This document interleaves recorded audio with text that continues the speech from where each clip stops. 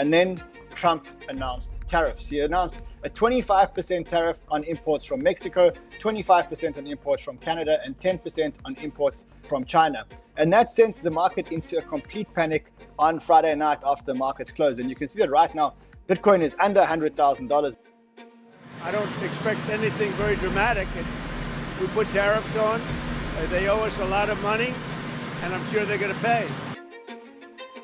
I do think that there is some kind of market manipulation that's actually happening. The practice is often called flushing or liquidation hunting. And this is how exchanges can use market makers to actually make money on weekends. And if they don't stop it, the tariffs are going to get worse, a lot worse. They know that in the time where there is altcoin capitulation, the liquidity is very low. And it's very easy for them to move tokens up and down and to actually get the market liquidated. That's exactly what may be happening right now.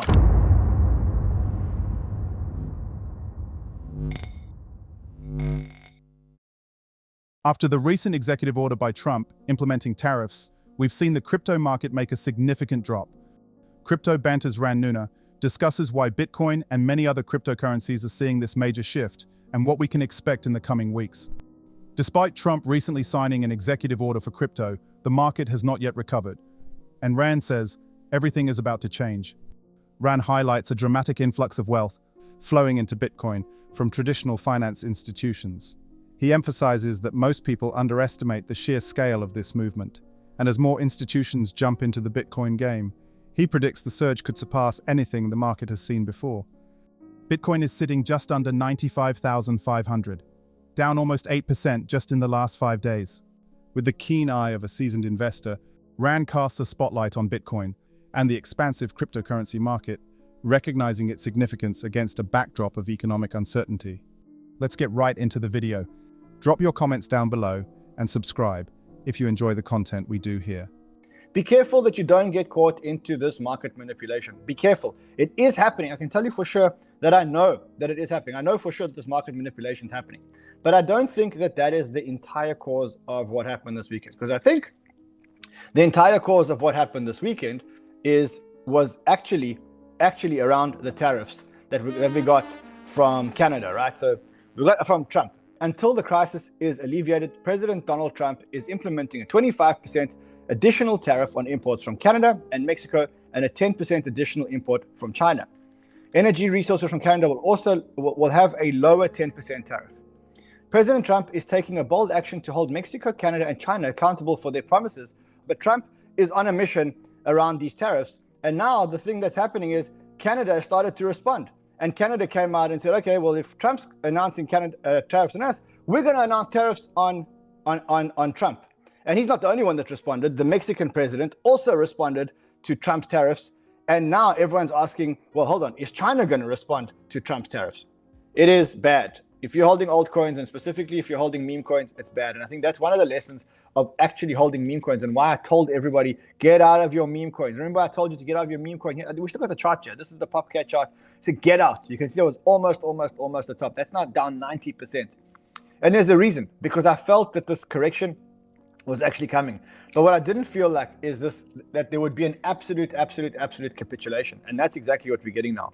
This guy says, genuinely the worst altcoin capitulation I've seen in 7 years plus. BTC might even close the day green, but many crypto favorites are down 25 to 40%. What you're getting now is you're getting a decoupling. And that's the worst part of this capitulation, because you have Bitcoin at 100,000, but you have the altcoins down. And in fact, if you look at January, there's a stat here which I saw, which said something like, hold on, let's see if we can get down.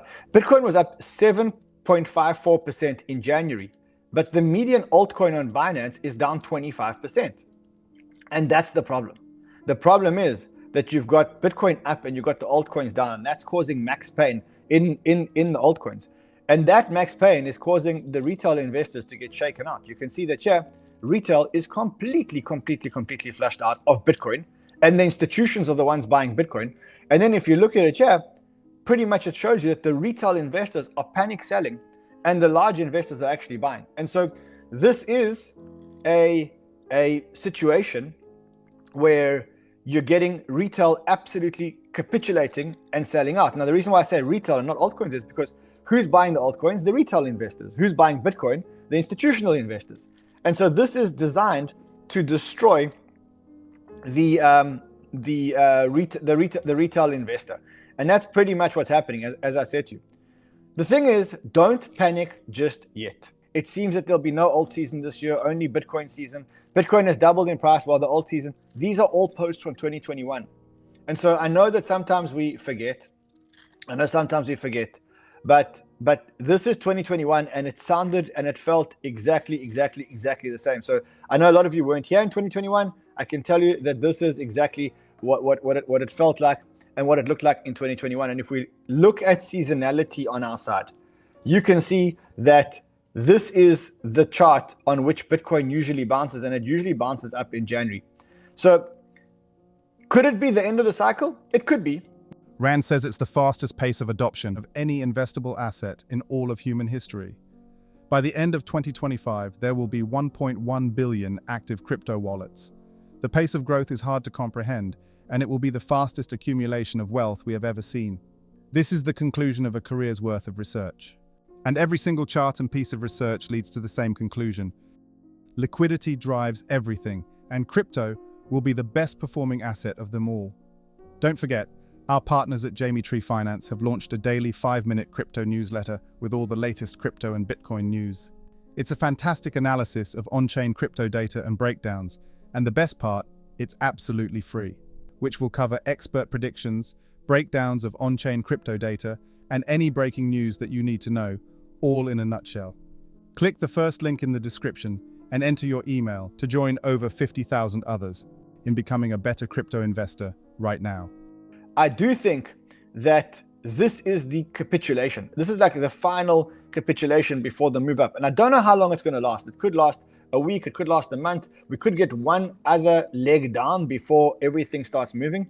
But this is really max pain for altcoin holders. And the reason why it's max pain for altcoin holders is because most people are holding actual Bitcoin. And Bitcoin is actually going up. Altcoins and Bitcoin is the one going up, while the retail investors are the ones holding the altcoins, and that's actually going down. And that's pretty much what's going on here. So that's what I think. I think we are in the midst of a capitulation. If you're feeling it, you're not alone. Everybody's feeling it. I know people that have basically fallen out of altcoins, got destroyed, got liquidated, never want to be back in crypto ever again.